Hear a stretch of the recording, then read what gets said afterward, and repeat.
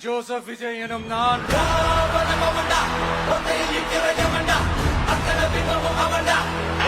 சட்டப்படி அமைக்கப்பெற்ற இந்திய அரசியல் அமைப்பின்பால்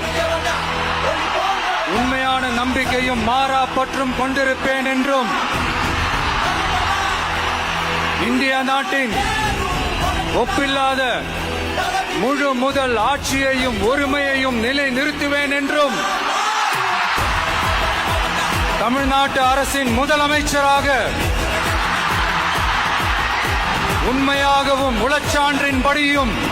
என் கடமைகளை நிறைவேற்றுவேன் என்றும் அரசியல் அமைப்பிற்கும் சட்டத்திற்கும் இணங்க அச்சமும் ஒருதலை சார்பும் இன்றி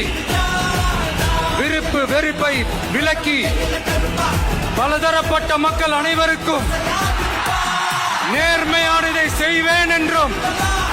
ஆண்டவன் மீது ஆணையிட்டு